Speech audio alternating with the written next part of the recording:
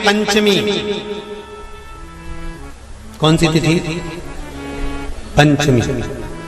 चाहे वो शुक्ल पक्ष की हो चाहे वो कृष्ण पक्ष की।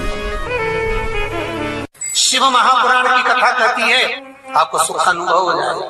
कार्य से जिंदगी में कभी संपदा कम नहीं हो सकती, संपदा बढ़ती चली जाती है। संपदा घट नहीं सकती, बढ़ेगी और घटेगी। कष्ट नहीं आ सकता, रोग बीमारी तकलीफ नहीं आ सकती। आपके लिए तो लाभदायक है, समझ लो ये कथा। शास्त्र कहता है कि जिसके घर में संपदा की कमी हो, पैसा आ ही नहीं रहा हो, सब दूर उलझ गया हो, बहुत टेंशन चल रहा हो, पंचमी तिथि के दिन गन्ने का रस जानते हो, ईख का रस, गन्ने का रस तुलसी जी के क्यारे में हाथ में लेकर 7 बार अपना नाम और गोत्र बोलकर छोड़ दो। जिंदगी में 3 साल में तो करोड़पति बनकर बैठ जाओगे, कभी लक्ष्मी की कमी नहीं आ सकती। तैयारी में बैठे रहोगे कि फिर पंचमी तिथि आए। 3 मंत्रों का स्मरण शिव महापुराण में कहा गया है। पहला ओम नमः शिवाय, दूसरा मार्कंडू जी के पुत्र मार्कंडेय, मार्कंड के पुत्र मार्कंडेय, मार्कंडेय जी की उम्र थी मात्र 12 वर्ष जीवित रहने की, पर पिताजी ने कह दिया था कि तू शंकर का भजन कर, तू शिव का स्मरण कर। अगर तूने शंकर का भजन करा तो यह पक्का है कि अकाल मृत्यु वो मरे जो काम करे चंडाल का, काल उसका क्या बिगाड़े जो भक्त हो महाकाल का। काल का हरण करने वाला एक ही हो सकता है, वो महाकाल हो सकता है, उसके सिवा कोई नहीं। मार्कंडेय जी से कहा तेरी उम्र 12 वर्ष की है, केवल 12 वर्ष।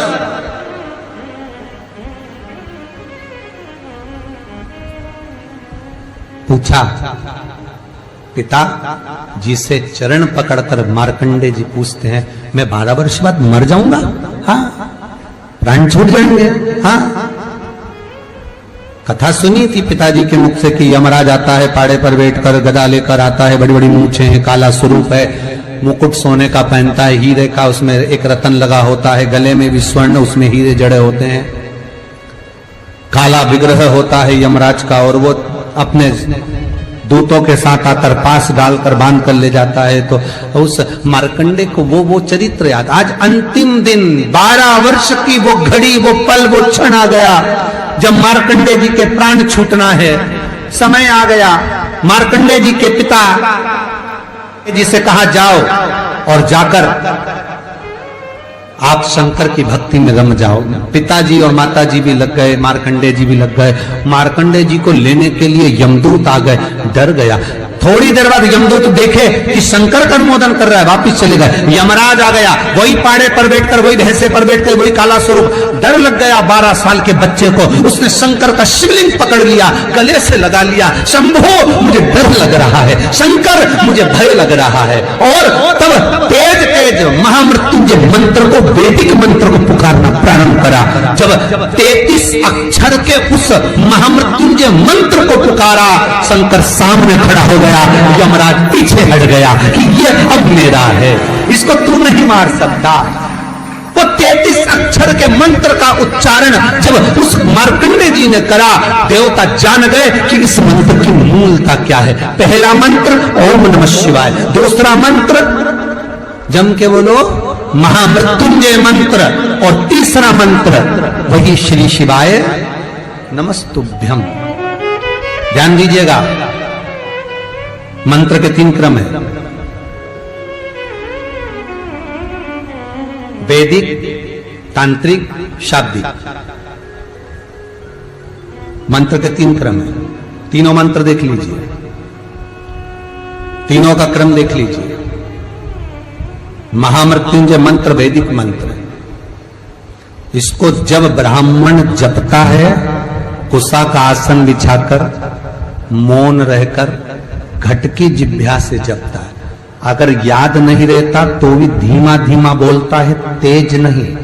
महामृत्युंजय का जाप अनुष्ठान, सामने कलश स्थापन कर कर प्रेम से 1100, 11,000, 1,25,00,000 अनुष्ठान किया जाता है। ओम नमः शिवाय का जाप चलते फिरते किया जा सकता है। श्री शिवाय नमस्तुभ्यम शाब्दिक मंत्र है। इस मंत्र का प्रयोग के लिए ना आसन की जरूरत है, ना तब साधना की जरूरत है। जब जब पर हो शंकर साक्षी। हाँ, कोई रोग आ गया, कोई बीमारी आ गई, कोई कष्ट आ गया, बहुत भारी आ गया, तो महामृत्युंजय का स्मरण शंकर की साक्षी में होना चाहिए।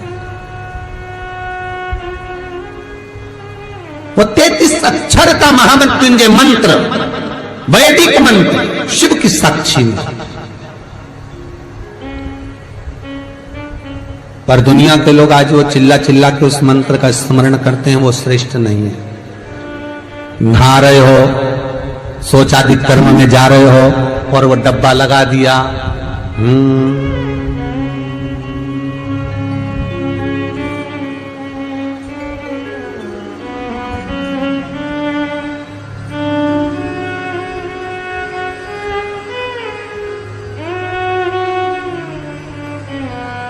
अब मंत्र चल रहा है, आप मन से बोलिए, बोलना आवाज नहीं आना चाहिए।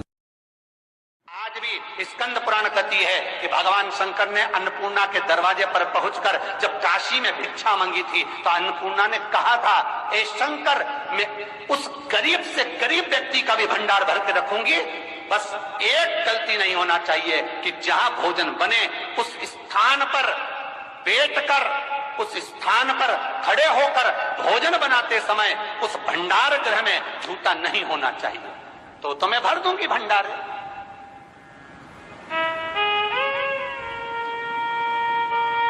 जिस प्लेटफॉर्म पर खड़े होकर माताएं भोजन बनाती ना, सब्जी बगाड़ती, वहीं पे हाथ में लेके चख लेती।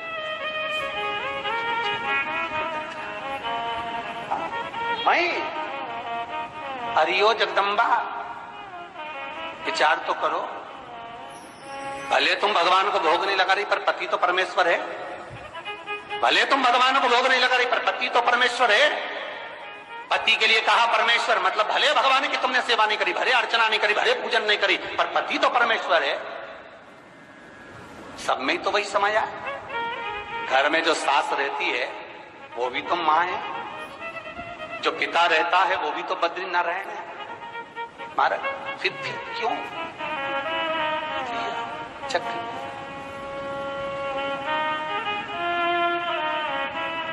तुम चक कर भी बनाना तो भी तुम्हारे घर में स्वाद नहीं रहेगा। और जिस मंदिर में, आश्रम में, भंडारे में जब तक भगवान का भोग नहीं लगता तब तक चखा नहीं जाता, चाहे नमक डला ना डला, मिर्ची डली ना डली, शक्कर डली ना डली, भंडारे के भोजन में जो मिला दिया, आखिरी में फिर भगवान ने अगर पा लिया तब चखा गया कि अब भोजन में स्वाद है कि नहीं है। तो कभी अन्नकूट की जो सामग्री बनती है, सब्जी बनती है, राम भाजी बनती है, राम भाजा बनता है, मिक्स वेज सब्जी बनती है, भगवान के भंडारे की कद्दू की सब्जी बनती है, उसमें आप भले मिर्ची ना डली, नमक ना डाला, फिर भी घर में एक पूरी खाते होगे, वहां 4 निपटा क्या होगा? क्यों? क्योंकि वहां अन्नपूर्णा स्वयं देने के लिए तैयार खड़ी है। और हमारे घर में तुम चक के बना रही, बेटे को दूध भी दे रही तो बोतल में से 2 बूंद टपका के पी ले, चक। बाहर चले जाओ, बाहर चख सकते हो, बाहर जाकर पाओ। फिर बच्चे के लिए दूध में शक्कर मिला, चाय बनाते हुए गैस के ऊपर चाय रखी है, मई उकल रही, मई से चाय की चन्नी से लेके फिर चक्कर। कैसे आए रे अन्नपूर्णा, ये तो बताओ। लोग कहते हैं हमारे घर में सारा सुख है गुरुजी, पर शांति नहीं है। हमारे शांति ना जाने चली गई क्योंकि किचन में किचकिच भरा गई। शांति कहां से होगी?